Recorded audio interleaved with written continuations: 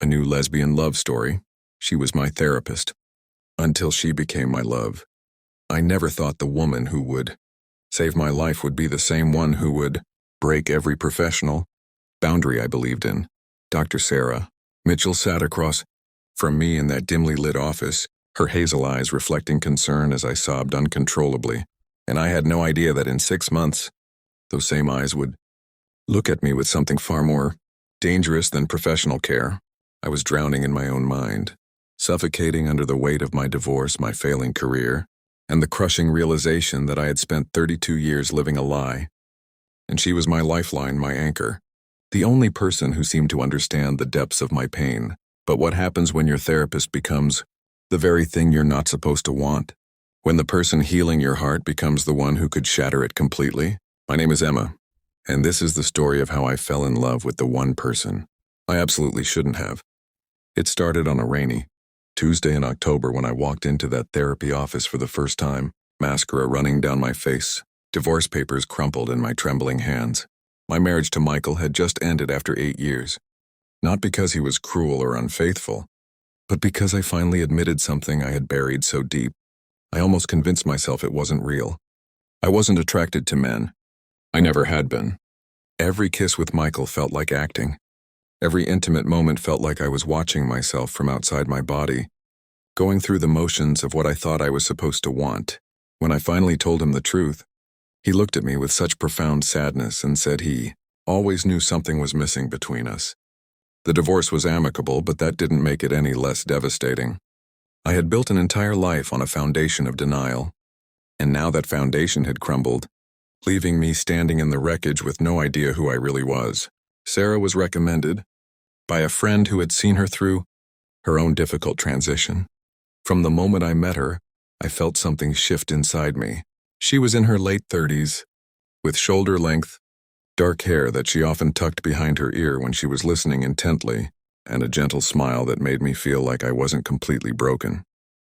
She wore simple but elegant clothes, usually soft sweaters and tailored pants, and there was something grounding about her presence. In our first session, she didn't judge me or tell me what I should feel. She just listened as I poured out years of confusion, shame, and fear.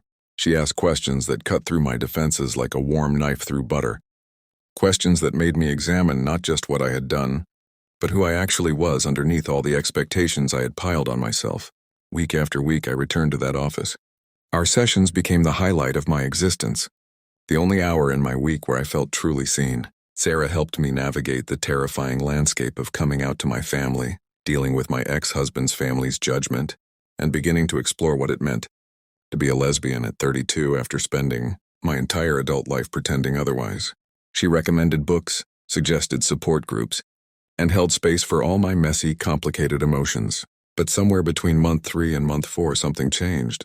I started noticing little things. The way her voice softened when she said my name, how she leaned forward slightly when I talked about my fears, the way her eyes lingered on mine for just a fraction of a second longer than necessary. I told myself I was imagining it, that I was projecting my newfound sexuality onto the first woman who had shown me genuine kindness and understanding, but I wasn't imagining it. During one particularly difficult session in late January, I broke down completely while talking about how lonely I felt, how terrifying it was to think about dating women when I had no experience, no confidence, no idea how to even begin. Sarah did something she had never done before. She got up from her chair, moved to the couch where I was sitting, and placed her hand gently on my shoulder.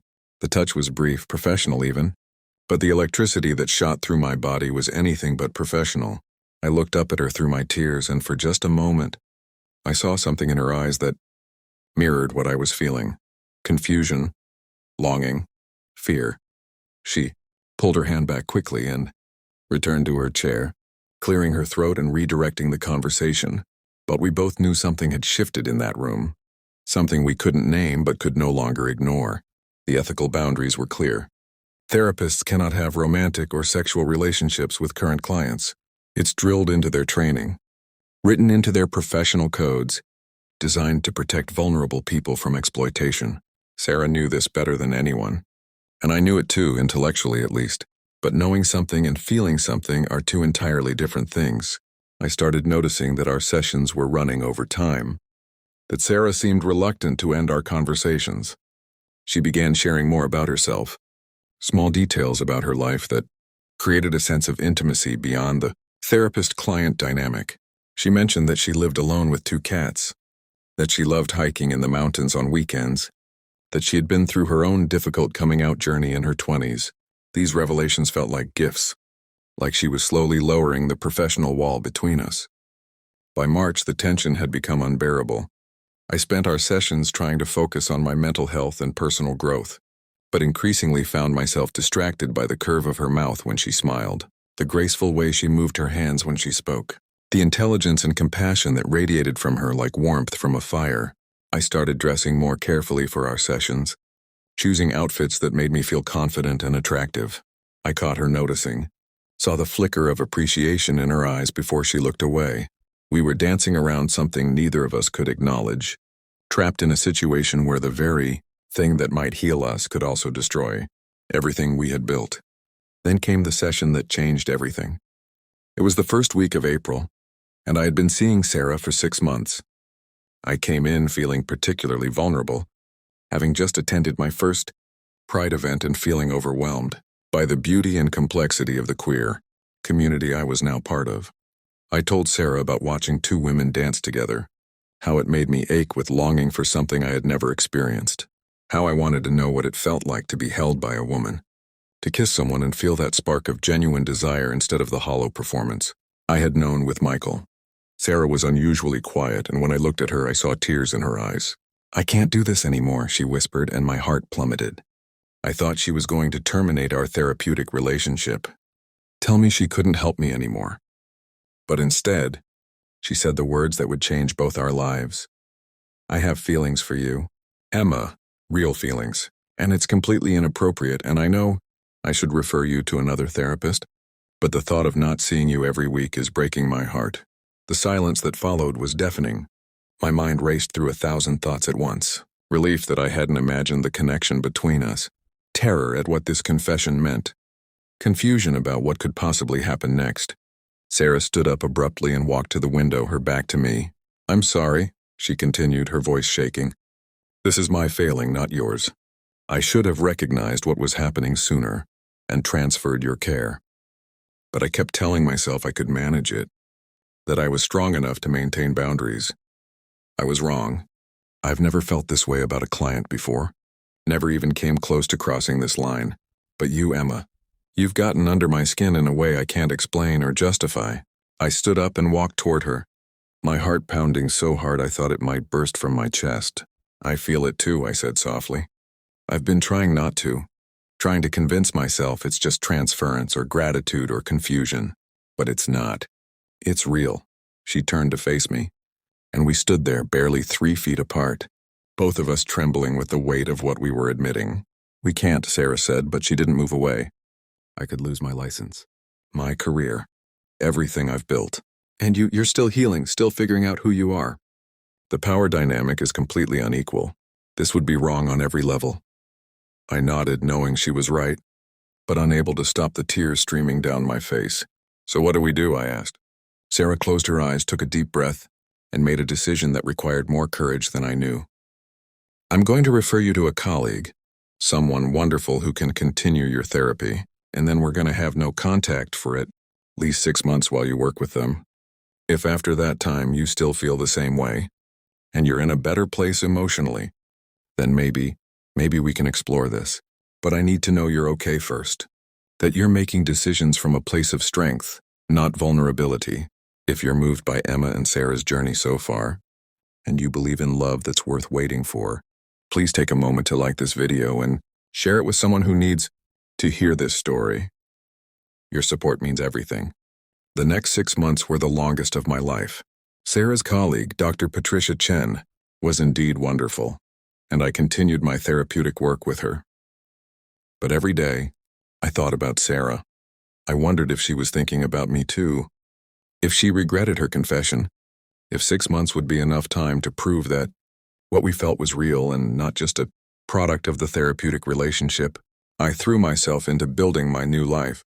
I joined queer social groups, went on a few awkward dates with women that helped me understand myself better, even though none of them sparked anything close to what I felt for Sarah. I rebuilt my career, moved into a new apartment, reconnected with parts of myself I had abandoned years ago. I wrote in journals, painted, started hiking on weekends, and slowly became the person I was supposed to be all along. Dr. Chen helped me understand the complexity of what had happened with Sarah. She explained that what Sarah had done, confessing her feelings but then establishing clear boundaries and ensuring I received proper care, was actually the ethical response to an impossible situation. She helped me process whether my feelings for Sarah were genuine, or if they were tangled up with the vulnerability of therapy. And gradually, through months of hard work and honest self-examination, I came to understand that what I felt for Sarah was real. It wasn't about her being my therapist.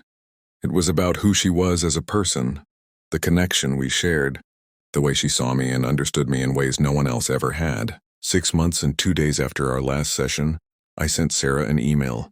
It was simple. It's been 6 months. I've done the work. My feelings haven't changed. If you still feel the same way, I'd like to see you. Not as your client. As myself, she responded within an hour. Coffee? Saturday at 10? When I walked into that cafe and saw her sitting by the window, wearing jeans and a cream-colored sweater I'd never seen before, my breath caught. She looked nervous, beautiful, real in a way she never had in the office.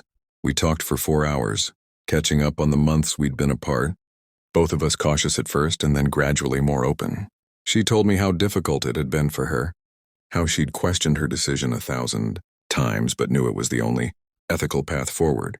I told her about my growth, my dating experiences, my journey to understanding myself.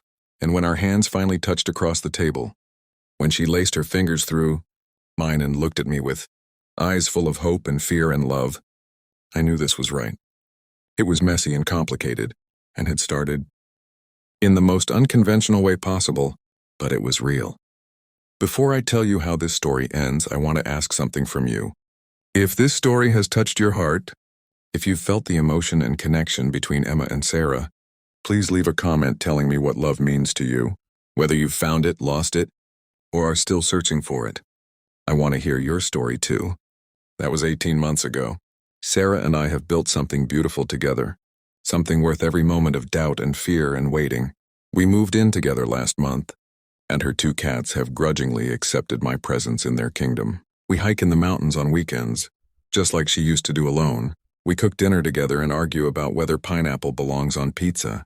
We've introduced each other to our families, navigated the questions and judgments, and found our people who celebrate us. Is it perfect? No. We both still grapple with how we started, with the ethical complexity of our beginning. Sarah worked with her professional board to ensure everything was handled correctly, and while some colleagues have judged her for crossing that line, others have understood that sometimes life doesn't follow the neat boundaries we try to impose on it. What I know now is that love doesn't always arrive in convenient packages. Sometimes it comes when you're at your most vulnerable, in the last place you'd expect, with the one person who seems completely off limits. But if it's real, if it's built on honesty and respect and genuine connection, if both people are willing to do the hard work of ensuring it's healthy and equal, then maybe it's worth the risk. Sarah didn't just help me understand who I was. She showed me what it feels like to be truly seen, truly accepted, truly loved, and I'd wait another 6 months, another year, a lifetime if necessary, to feel what I feel when she holds me and tells me she loves me. This is my story, a story about finding love in the most unexpected place, about having the courage to wait when waiting is the hardest thing to do, about building something real from something that started all wrong but somehow ended up exactly right. And if you're out there, struggling with your identity, waiting for love, wondering if you'll ever find someone who truly sees you, hold on. Your story is still being written.